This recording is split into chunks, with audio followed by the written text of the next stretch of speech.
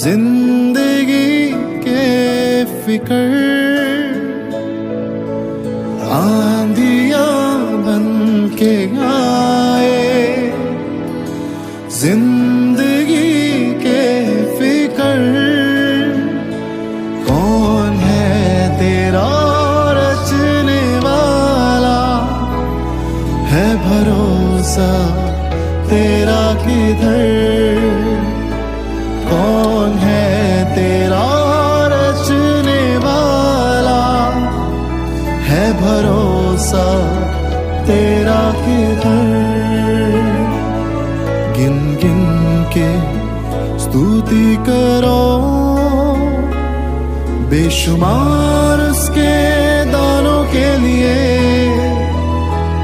अब तक उसने संभाला हमें, अपनी बाहों में लिए हुए, अब तक उसने संभाला मुझे, अपनी बाहों में लिए हुए। गिन गिन के स्तुति करो।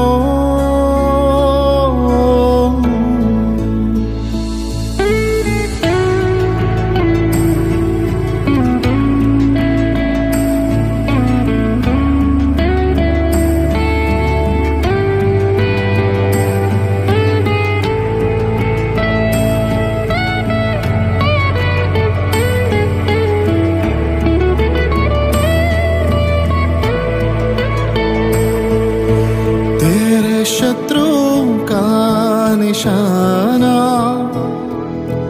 तुझ पर होगा ना सफल, तेरे शत्रुओं का निशाना तुझ पर होगा ना सफल। आँखों की पुतली जैसे वो रखेगा तुझे हर पल, आँखों की पुतली जैसे वो रखेगा तुझे हर पल। गिन गिन के स्तुति करो।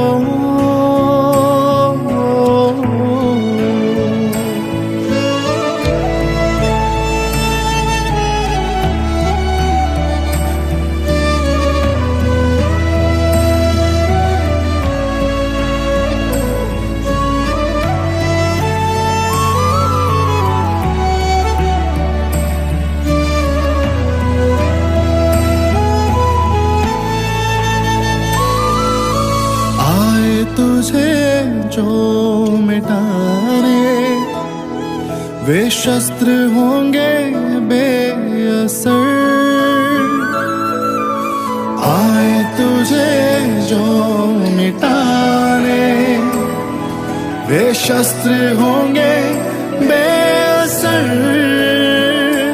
तेरा रचने वाला तुझ पर रखता है अपनी नजर, तेरा रचने वाला तुझ पर रखता है अपनी नजर। गिन गिन के स्तुति करो बेशुमार उसके दानों के लिए, अब तक उसने संभाला हमें, अपनी बाहों में लिए हुए, अब तक उसने संभाला मुझे, अपनी बाहों में लिए हुए। गिन गिन के स्तुति करो।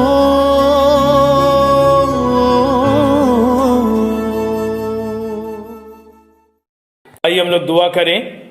अरे खुदावंद एक दफ़ा फिर तेरे पास आते हैं, धन्यवाद देते एक दफ़ा फिर इस समय के लिए तूने दिया कि हम तेरे पास आए। आज की सुबह एक दफ़ा फिर तेरे साथ तेरे वचनों में बढ़े और तेरी बातों को अपनी जिंदगी में ले सके। खुदा बाप आज के वचन का बोला जाना सुना जाना तेरी ओर से हो, हमने परंतु तू हमें हो करके देना। दुआ करते हैं खुदा बाप जितने लोग इस समय इस ऑनलाइन सर्विस में हैं, एक एक को तू अपने आशीषों से भर, एक एक को तू अपनी बरकतों से भर। आगे की आज की पूरी इबादत तेरे हाथ में सौंपते हैं, तो हमारी अगुवाई करना। सब कुछ तेरे नाम से मांगते हैं, सुनो कबूल कर, आमीन। आइए हम लोग देखेंगे मुकद्दस पौलुस रसूल का खत गलतियों के नाम, उसका 5वां बाब और उसकी 16 आयत से। मुकद्दस गलतियों की किताब उसका 5वां बाब और उसकी 16 आयत से। वहां पे लिखा है, पर मैं कहता हूं आत्मा के अनुसार चलो तो तुम शरीर की लालसा किसी रीति से पूरी ना करोगे, क्योंकि शरीर आत्मा के विरोध में और आत्मा शरीर के विरोध में लालसा करता है, और ये एक दूसरे के विरोधी हैं, इसलिए कि तुम जो करना चाहते हो वे ना करने पाओ। और यदि तुम आत्मा के चलाए चलते हो तो व्यवस्था के अधीन ना रहे। शरीर के काम तो प्रकट हैं, अर्थात व्यभिचार, गंदे काम, लुचपन, मूर्ति पूजा, टोना, बैर, झगड़ा, ईर्ष्या, क्रोध, विरोध, फुट, विधर्म और ढा, मतवालापन, लीला क्रीड़ा और इनके जैसे और काम हैं। इनके विषय में मैं तुमसे पहले कह देता हूं, जैसे पहले कह भी चुका हूं, कि ऐसे ऐसे काम करने वाले परमेश्वर के राज्य के वारिस ना होंगे। पर आत्मा का फल आनंद, शांति, धीरज, कृपा, भलाई, विश्वास, नम्रता और संयम है, और ऐसे ऐसे काम के विरोध में कोई व्यवस्था नहीं। और जो मसीह यीशु के, उन्होंने शरीर को उसकी लालसाओं और अभिलाषाओं समेत क्रूस पर चढ़ा दिया। यदि हम आत्मा के द्वारा जीवित हैं तो आत्मा के अनुसार चले भी। हम घमंडी होकर ना एक दूसरे को चिढ़े और ना एक दूसरे से ढा करें।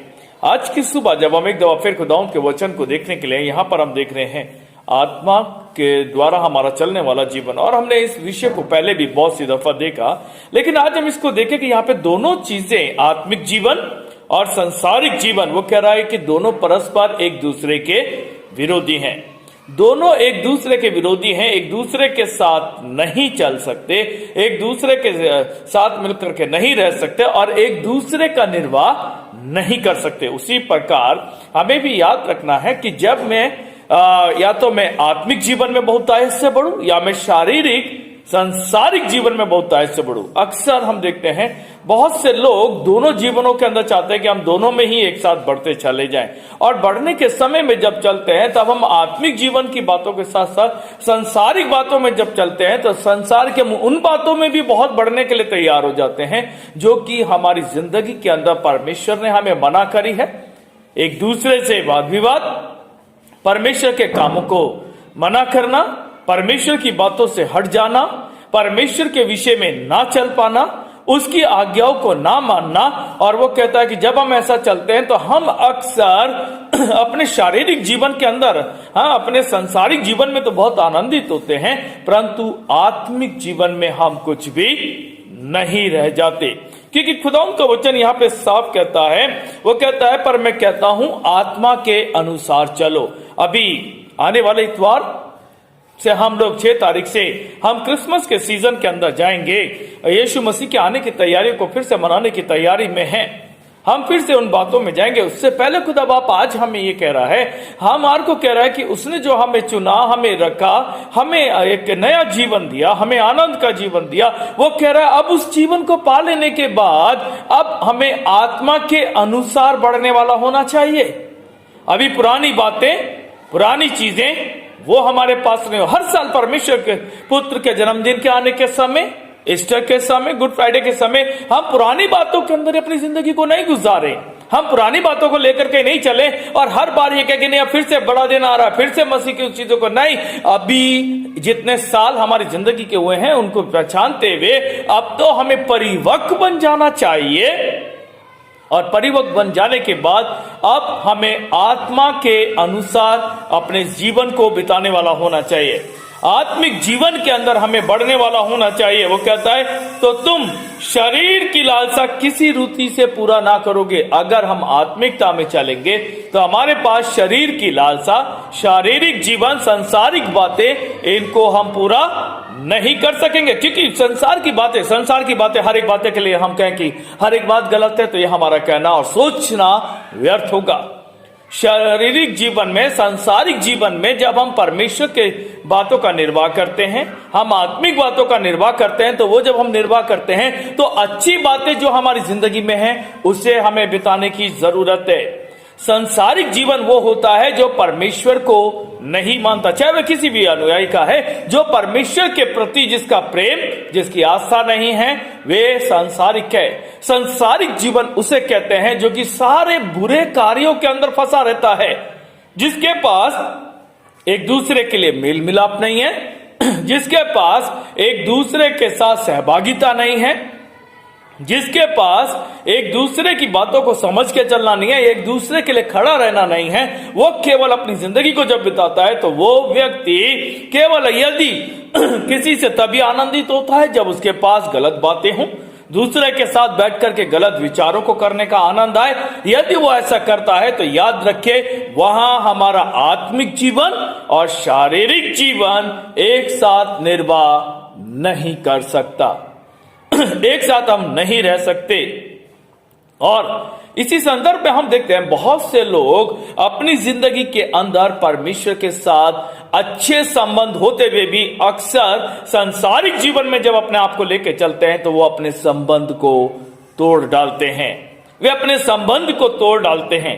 यहां पे हम फिर से देखें, वो कहता है क्योंकि शरीर आत्मा के विरोध में और आत्मा शरीर के विरोध में लालसा करता है, दोनों एक दूसरे के परस्पर विरोधी हैं। शैतान बार बार हमें कहता है नहीं हमें गलत कार्य में जाना है। आत्मिक जीवन, आत्मा से भरा व्यक्ति, वो बार बार कहता है नहीं ये कार्य मेरे को इस प्रकार से करना है जो दूसरे की भलाई को लिए उत्पन्न करने वाला मेरा जीवन होना चाहिए, एक दूसरे की सह लेने वाला होना चाहिए, एक दूसरे का सुन करके हमें उस पर कार्य करने वाला होना चाहिए। इसके विषय में खुदावंद के वचन में हम जानते हैं, पहला कुरिन्थियों उसका 13 अध्याय और उसकी 4वें पद से अगर हम 4थे पद से हम देखें, वहां परमेश्वर बताता है आत्मा के द्वारा चलने के लिए। हाँ, अभी बहुत सी चीजें हैं लेकिन आत्मा में चलने के लिए और इस संसार के अंदर अपने जीवन को बिताने के लिए सबसे जरूरी प्रेम है। वो वहां पे प्रेम की पूरी डेफिनेशन बताता और आखिर में कहता है हर एक चीज है, विश्वास भी है, हर एक चीज है, लेकिन प्रेम सबसे ज्यादा जरूरी है। क्योंकि यदि मेरे पास प्रेम नहीं है तो मैं सांसारिक जीवन को व्यतीत करता हूं। यदि मेरे पास प्रेम नहीं है तो मेरे पास केवल संसार के कार्य, संसार की बातें और संसारिकता के अंदर मैं अपने जीवन को व्यतीत करता चला जाऊंगा। वो कहता है नहीं, हमें अपने जीवन का निर्वाह एक अच्छी प्रकार से, एक अच्छी व्यवस्था के साथ हमारे पास होना चाहिए। हम देखिए वहां पे कहता है कि यदि तुम आत्मा के चलाए चलते हो तो व्यवस्था के अधीन ना रहे, और शरीर के काम तो प्रकट है। वो कह रहा है अगर हम आत्मा के द्वारा चलते हैं तो व्यवस्था के अधीन हम नहीं हैं, शरीयत के हिसाब से हमारा नहीं है। वो कह रहा है शरीर के काम जो है वो किस प्रकार है, वे प्रकट होते हैं। अब हम देखें शारीरिक या सांसारिक। सांसारिक की मैंने अभी थोड़ी देर पहले आपसे बोला, संसार की हर एक बात को हम गलत करके नहीं चल सकते। संसार में हर एक व्यक्ति गलत नहीं है, संसार की हर एक बात गलत नहीं है। परमेश्वर ने जब इस सृष्टि को बनाया, उसने इस संसार को बनाया, तो इसने इसमें कुछ गलत चीजें भर करके नहीं भेज दी कि वही हमारे पास रहनी चाहिए। ये हमारी बुद्धि, हमारी विवेक, हमारा ज्ञान हमें बताता है कि मैं अपने आप में कौन से जीवन को बिताता हूं। वो कहता है शरीर के जो कार्य हैं वे प्रकट है। अब देखिए कौन सी चीजें हैं जो हमें गलत रास्ते की ओर ले जाती है। वहां पे कहता है व्यभिचार, गंदे काम, लुचपन, मूर्ति पूजा, टोना, बैर, झगड़ा, ईर्ष्या, क्रोध, विरोध, फूट, विधर्म, ढा, मतवालापन, लीला क्रीड़ा और इनके जैसे और काम हैं। वो वहां पे कहता है वे काम हैं व्यभिचार के, गंदे कार्य, लुचपन। ये तीनों चीजों को हम देखें, व्यभिचार, गंदे कार्य, लुचपन का आज संसार के अंदर बहुत सारे लोग और बहुत से जवान इसी में अपनी जिंदगी को बर्बाद कर देते हैं। जैसे जैसे वो बढ़ते हैं इन कामों के अंदर हम देखते हैं वे अपनी जिंदगी को बर्बाद करते हैं। आए दिन आप भी न्यूज में देखते हैं, हम भी देखते हैं, जब चलना शुरू होता है किस प्रकार से वो न सिर्फ अपनी जिंदगी परंतु दूसरे की भी जिंदगी को इसमें बर्बाद कर देते हैं। चाहे वे नशे में जाएं, चाहे वे व्यभिचार के कार्य में जाएं, चाहे वे लूट खसोट में जाएं, चाहे वो चोरी चकारी में जाएं, चाहे वे अपने आनंद के लिए किसी को ना समझते हुए केवल अपने लिए जो कार्य कर रहे हैं उसमें जाएं। वो कहता ऐसे लोग अपनी जिंदगी को और इस संसार के कार्य के अंदर फंसकर अपने आप को बर्बाद कर देते हैं। उसके बाद कहता है मूर्ति पूजा, टोना, बैर, झगड़ा, ईर्ष्या, क्रोध, विरोध, फूट, विदर्भ। वो कह रहा है टोना टोकटा। बहुत सारे लोगों को हमने देखा है, बहुत से लोग दूसरे लोगों को परेशान करने के लिए गलत गलत कार्यों को करते हैं। वे अपनी जिंदगी के अंदर कुछ ऐसे लोगों के साथ हो जाते हैं जो दूसरे लोगों की जिंदगी को बर्बाद कर देते हैं। वो कहता है नहीं, हमें इनसे दूर होना चाहिए। उसके बाद वो कहता है झगड़ा, बैर, झगड़ा, ईर्ष्या, क्रोध। वो कह रहा है बैर, एक दूसरे के लिए मन में बैर रखना। हाँ, बहुत सारे लोगों को हम देखते हैं जिनके जीवन के अंदर उन्होंने बैर को बना करके रखा हुआ है। ऊपर से बहुत अच्छा मीठे दिखते हैं, लेकिन अंदर से हमने क्या करा है, बैर का जीवन है। ये ऐसा क्यों है, मैं तो इसको ऐसा करूंगा, ये जरा सा बढ़ेगा मैं इसकी टांग पकड़ के खींचूंगा, मैं ऐसा करूंगा, मैं ये करूंगा। वो कह रहा है इस प्रकार का जीवन, झगड़ा। हाँ, वो कह रहा है झगड़ा, ईर्ष्या, क्रोध। जब ऐसा कार्य करते हैं तब झगड़ा, नफरत, गुस्सा, एक दूसरे का विरोधीपन, और फिर उसके बाद टूटना, बिखरना, यानी फूट, और विधर्म, परमेश्वर की आज्ञा को ना मानना। ये सब संसार के कार्य हैं, ये संसारिक कार्य हैं जो हमें हटा देते हैं। उसके बाद कहता है ढा, हमें पता ही नहीं है हम क्या कर रहे हैं। मतवालापन, हम दुनिया के नशे में, अपने आमदनी के नशे में, अपने जीवन के नशे में, और उन नशों में जो खुदा ने हमें मना किए हैं, हम उसमें इतने मतवाले, हमें पता ही नहीं है कि हम क्या कर रहे हैं। हम उसमें इतने मतवाले हैं कि हमें पता ही नहीं हमारा जीवन कहां पर है। लीला क्रीड़ा, और वो कह रहा है इनके जैसे और काम भी हैं, और इनके जैसे बहुत से ऐसे काम हैं। वो कहता है ये संसारिक कार्य हैं, इनसे हमें दूर रहने की जरूरत है। अब हम देखें आत्मा के कौन से कार्य हैं। वो आत्मा के जीवन के अंदर हमें कह रहा है, हम सब जानते हैं 9 फलों के बारे में। वो कहता है प्रेम, आनंद, शांति, धीरज, कृपा, भलाई, विश्वास, नम्रता और संयमता हमारे पास होनी चाहिए। प्रेम, आनंद, शांति। वो हमसे कह रहा है प्रेम, आनंद और शांति। एक दूसरे के लिए हमारे पास प्रेम होना चाहिए, नम्रता का जीवन होना चाहिए, शांति का जीवन होना चाहिए, कृपा होनी चाहिए, भलाई होनी चाहिए, संयमता हमारे पास होनी चाहिए, विश्वासता हमारे पास होनी चाहिए, भलाई का कार्य हमारे पास होना चाहिए। तब हम मसीह के उस आत्मिक जीवन को पूरा करते हैं, तब हम उस आत्मिक जीवन को पूरा करते हैं। यदि हम नहीं कर पा रहे हैं तो आज हमें सोचने की जरूरत है। यदि हम नहीं कर पा रहे हैं तो हमें आज देखने की जरूरत है कि हम परमेश्वर के सम्मुख अपने जीवन के अंदर संयमता के साथ और एक आत्मिक जीवन को बढ़ाने वाले बन सके। क्योंकि वो वहां पे हम इसके आखिरी आयत को देखें जहां पे वो कहता है 25 आयत में, यदि हम आत्मा के द्वारा जीवित हैं तो आत्मा के अनुसार चले भी। बहुत सारा यहाँ पे बातों को हम देखें, वो कह रहा है यदि हम कहते हैं कि हम आत्मा के द्वारा जीवित हैं तो हम आत्मा के द्वारा चले भी। आत्मिकता के फल हमने देखे, आत्मिकता की बातें हमने देखी। आत्मिकता के अंदर यदि हम हैं तो हमारे पास यही बातें बनी रहनी चाहिए। हमारे जीवन में वही प्रेम, आनंद, शांति, धीरज, भलाई, विश्वास, नम्रता, संयमता, ये हमारे पास बना रहना चाहिए। ना कि जैसा इसमें कहता है कि क्या करते हैं, हम घमंडी होकर ना एक दूसरे को छेड़े और ना एक दूसरे से डा करे। घमंडी ना बन जाए कि मेरे को हर एक चीज के विषय में पता है, मैं जो ऐसे करूंगा वही होगा। ढा ना बन जाए, मतवाले ना बन जाए। एक दूसरे के साथ हम उसे छेड़ने वाले नहीं हो। हम किसी चीज को परमेश्वर के कार्य में बाधा बनने वाले ना बने। हम बाधा बनने वाले ना बन जाएं कि परमेश्वर के होते हुए कार्य के अंदर हम बाधा बन जाएं। इस संसार के अंदर हम कार्य करते हुए बाधा के रूप में बन जाएं। नहीं, खुदावंद कहता है हमें हर एक चीज खुदावंद ने हमें दी है कि हम उसके अनुसार बढ़ें, हम उसके अनुसार अपनी जिंदगी को व्यतीत करें, हम आत्मिक जीवन में बढ़ें। जिन्होंने पवित्र आत्मा, बहुत सारे लोग कहते हैं पवित्र आत्मा हमें नहीं मिला, पवित्र आत्मा हमें नहीं मिला, हमें चाहिए। याद रखिए, पवित्र आत्मा के विषय में यहां पर खुदा उनका वचन साफ कह रहा है, पवित्र आत्मा यानी आत्मिकता का जीवन और शरीर का जीवन दोनों परस्पर विरोधी हैं। अगर हमें आत्मिक जीवन चाहिए तो हमें शारीरिक जीवन की उन बातों को त्यागना पड़ेगा, तभी हम आत्मा को पाएंगे, तभी आत्मा हमारे पास होगी, तभी पवित्र आत्मा हमारे पास आएगी।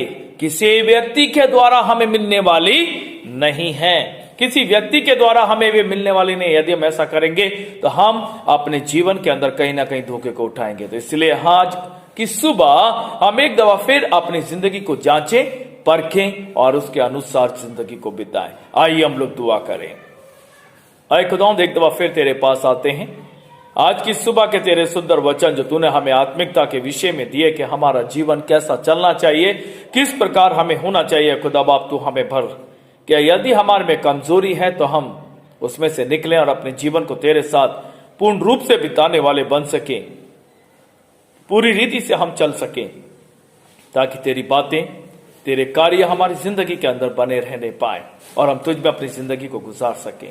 खुदा बाप, आने वाले दिनों को तेरे हाथ में सौंपते हैं, तो हम हरेक की अगुवाई करना, खास तौर से इस पैंडेमिक समय के अंदर दुआ करते हैं बहुत जल्दी खुदा बाप, खास तौर से हमारे शहर से ये महामारी खत्म होने पाए। खुदा बाप, रोज बरोज हम देख रहे हैं बहुत आयत से देशों ने तैयार करी उस वैक्सीन को, बहुत जल्दी वे आ सके और हर एक लोग सुरक्षित हो सके।